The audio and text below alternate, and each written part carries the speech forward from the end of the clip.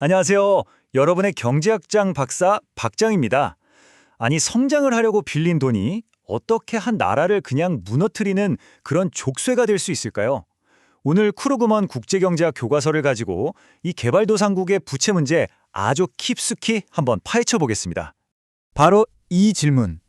이게 오늘 우리가 이야기할 모든 것의 출발점이에요. 왜? 도대체 왜 개발도상국들은 이 성장을 하려고만 하면 꼭 빚이라는 그림자가 따라붙는 걸까요? 그 구조적인 이유, 지금부터 한번 제대로 짚어보죠. 자, 오늘 우리가 갈 길은 이렇습니다. 첫째, 왜 빌려야만 하는가? 둘째, 자본은 역사적으로 어떻게 흘러왔나? 그리고 셋째, 위기는 어떻게 시작되는가? 넷째, 실제 위기에 빠졌던 나라들 사례를 보고요. 마지막으로 싹 정리하고 우리가 고민해볼 질문 하나 던지면서 마무리할게요. 네, 그럼 첫 번째 주제부터 바로 들어가 보죠. 왜 빌려야만 하는가? 아니, 돈을 빌리는 게 무슨 선택이 아니고 꼭 성장을 위한 필수 공식처럼 되어버린 이유가 뭘까요?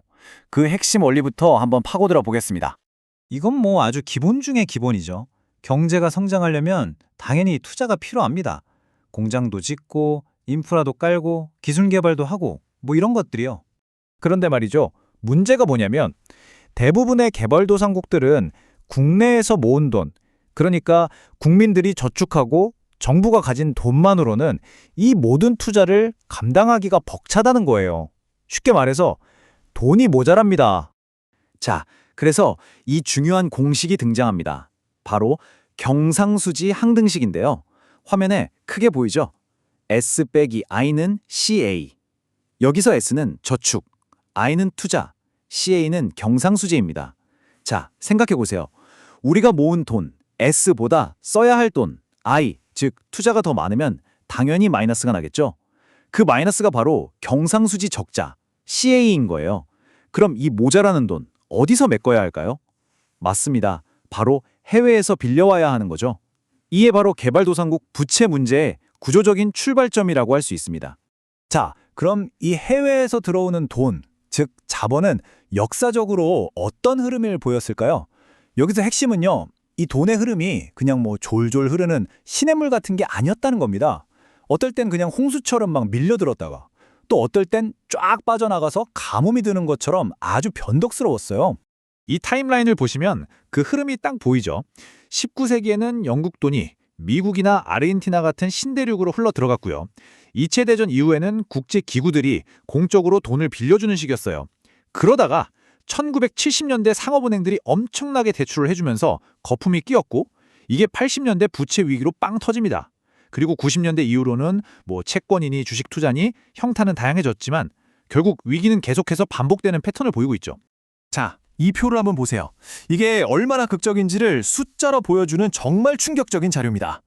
70년대부터 82년까지는 매년 수백억 달러가 막 들어오잖아요. 플러스죠. 그런데 80년대 위기가 딱 터지니까 83년부터 보세요. 숫자가 마이너스로 확 꺾입니다. 이건 그냥 돈이 안 들어오는 수준이 아니라 들어왔던 돈까지 싹 다 빠져나갔다는 뜻이에요. 정말 무섭죠. 자, 그럼 이제 진짜 중요한 질문으로 넘어갑니다. 아니, 성장에 꼭 필요하다고 해서 빌려온 이 돈이 도대체 어떻게, 왜 끔찍한 위기로 돌변하게 되는 걸까요? 그 핵심적인 취약점 중 하나가 바로 경제학자들이 이름도 무섭게 원죄, 오리지널 신이라고 부르는 겁니다. 이게 뭐냐면요. 쉽게 말해서 우리나라 돈으로는 해외에서 돈을 빌릴 수가 없고 꼭 달러 같은 외국 돈으로만 빌려야 하는 상황을 말해요. 여러분 한번 상상해 보세요. 월급은 원화로 받는데 아파트 대출은 달러로 갚아야 한다. 그런데 갑자기 원화 가치가 반토막이 났어요. 그럼 어떻게 되죠? 내가 갚아야 할 빚이 갑자기 2배로 불어나는 겁니다. 끔찍하죠? 이게 바로 외환위기가 터지는 전형적인 아주 무서운 연쇄 반응의 과정입니다. 자, 보세요. 1단계. 외국 돈이 막 들어와서 경제가 막 좋아져요. 붐이죠. 그러다 2단계. 갑자기 미국이 금리를 올린다거나 하는 외부 충격이 딱 옵니다. 그럼 3단계. 뭔가 불안한데? 하면서 외국인 투자자들이 돈을 빼기 시작해요. 그럼 어떻게 될까요? 4단계. 달러가 빠져나가니까 그 나라 돈의 가치가 폭락하겠죠. 자, 그럼 마지막 5단계입니다. 원죄 때문에 달러로 빌린 빚이 갑자기 어마어마하게 불어나고 결국 못 갚겠다. 국가부도, 즉 디폴트를 선언하게 되는 겁니다. 자, 그럼 이런 이론적인 이야기가 실제로는 어떻게 벌어졌는지 우리 교재에 나오는 대표적인 두 나라 사례를 통해 한번 생생하게 들여다보겠습니다. 첫 번째 타자는 바로 아르헨티나입니다. 정말 이 부채 문제 하면 빼놓을 수 없는 반복되는 위기의 역사를 가진 나라죠. 아르헨티나는요, 살인적인 인플레이션을 잡으려고 1페소를 1달러에 그냥 딱 묶어버리는 태환법이라는 초강수를 뒀어요. 처음엔 효과가 있는 듯했죠. 하지만 이게 결국 자국 통화인 페소 가치를 너무 높게 만들어서 수출이 안 되기 시작한 겁니다. 결국 버티고 버티다 2001년에 거대한 경제 붕괴를 맞으면서 디폴트를 선언하는 그런 비극적인 결말을 맞이하게 됩니다. 자, 다음 사례는 1994년 전 세계 금융시장을 아주 그냥 충격에 빠뜨렸던 멕시코의 테킬라 위기입니다. 이 데킬라 위기야말로 우리가 바로 앞에서 살펴본 자본 유출형 위기의 아주 교과서적인 사례라고 할 수 있어요. 당시 정치도 불안하고 경상수지 적자도 너무 크니까 투자자들이 멕시코 위험한데? 하면서 순식간에 돈을 빼버린 겁니다. 그 결과는 페소화 가치가 폭락하고 국가 경제 전체가 마비되는 끔찍한 상황으로 이어진 거죠. 자, 이렇게 아르헨티나, 멕시코 사례까지 정말 숨겁게 달려왔네요. 그럼 이 모든 이야기들을 통해서 우리가 꼭 기억해야 할 핵심은 뭘까요? 오늘 내용 4가지 키워드로 딱 정리해드릴게요. 첫째, 필요성. 개도국에게 해외 차입은 성장을 위한 선택이 아닌 필수라는 점. 둘째, 변동성. 하지만 이 자본 흐름이라는 게 믿을 수가 없다는 거죠. 언제든 썰물처럼 빠져나갈 수 있습니다.